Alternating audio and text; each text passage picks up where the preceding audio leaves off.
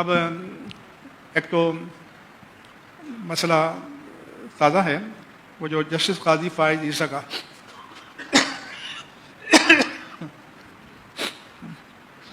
میں نے کچھ ریمارکس سن کر درود پاک پڑھیں ٹویٹ کیا تھا قاضی فائز عیسیٰ کے نام کہ میں نے کہا آپ کا ہر دوسرا جملہ آئین اور قانون کا حوالہ ہوتا ہے، تو اسی آئین کی دوسری ترمیم میں لکھا ہوا ہے کہ قادیانی غیر مسلم ہے، تو اس کو بھی کوئی کوٹ کیا کریں۔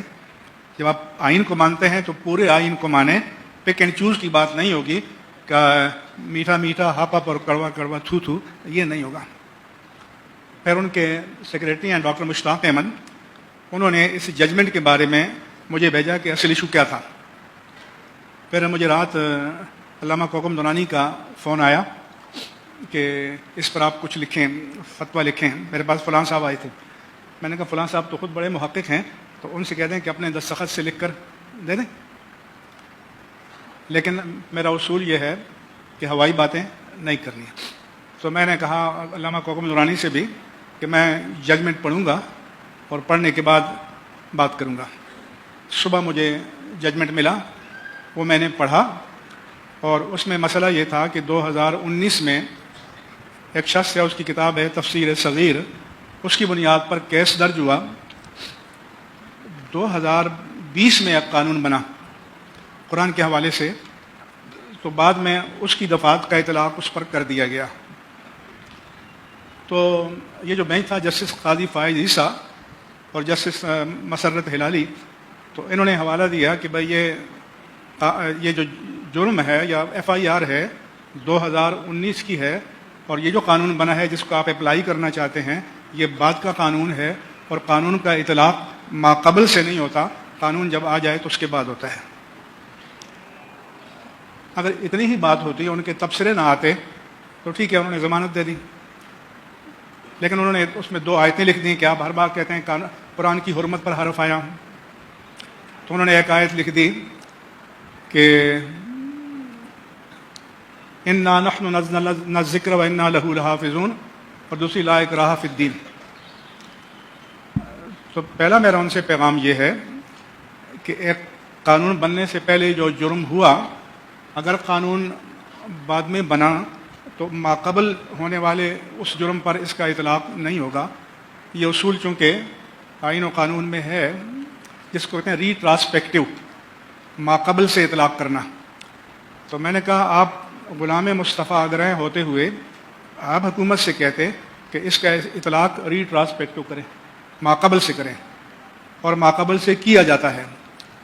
جیسے جنرل پرویز مشرف نے ہوائی جہاز کو ہائی جیک کرنے کے بارے میں نواز شریف اسپیسیفائڈ آرڈیننس جاری کیا، کیونکہ نواز شریف کو پھنسانا تھا، اور اس کا اطلاق ماقبل سے کیا، کیونکہ نواز شریف نے اگر کوئی کیا تھا یا نہیں کیا تھا تو وہ تو ماقبل تھا۔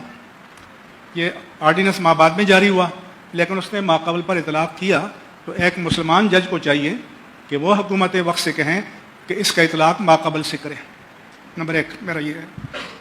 دوسرا یہ ہے کہ ایک جرم ہوتا ہے کہ وہ ہوا تھا، وہ اور اس کے اثرات ختم ہو گئے۔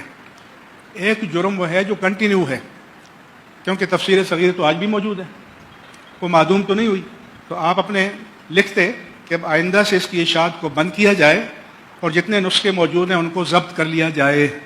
اس طرح کا ان مسلمان ججوں نے کوئی فیصلے میں ذکر نہیں کیا، صرف اس کو ریلیف دینے پر ان کی نظر تھی۔ دوسرا جو آپ نے لا اکراہ فی الدین کوٹ کیا ہے، تو یہ آپ نے مس کوٹ کیا ہے۔ یہاں اس کیس پر اس کا کوئی اطلاق نہیں ہوتا، کیونکہ یہ تو نہیں ہے کہ کچھ لوگوں نے اس کی گردن پکڑی ہوئی ہے کہ تم کلمہ پڑھو اور وہ نہیں پڑھ رہا، تو آپ کہتے ہیں اللہ کہتا ہے کہ جبر نہیں ہے۔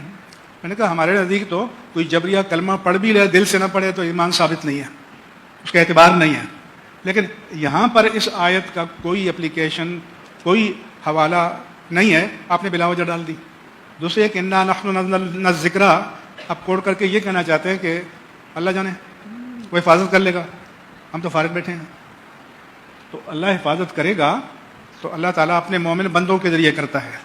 ان مومن بندوں کو مکلف کیا ہے کہ وہ ناموس الوہیت جل والا، ناموس رسالت مآب صلی اللہ علیہ وآلہ وسلم کا تحفظ کریں، ناموس قرآن کریم کا تحفظ کریں، تمام مقدسات دین کے نوامیس کا تحفظ کریں. جج صاحبان یہ آپ پر بھی ہے, آپ کی بھی ذمہ داری ہے. تو یہ آیتیں نہ کوٹ کریں, یہ بالکل ریلیونٹ ہیں اس کیس سے جو آپ کے سامنے ہے. اور آپ کو یہ کہنا چاہیے تھا کہ اب میں آرڈر کرتا ہوں کہ اس کتاب کو فوراً بینڈ کیا جائے, اس کے نسخوں کو ضبط کیا جائے اور آئندہ اس کو شائع نہیں کیا جائے گا. یہ نہیں ہے کہ جج صرف ٹکر چلانے کے لیے ریمارکس دیں اور فیصلے دیں. ججوں نے بھی مرنا ہے, اللہ کے سامنے پیش ہونا ہے, اللہ کو جواب دہ ہونا ہے.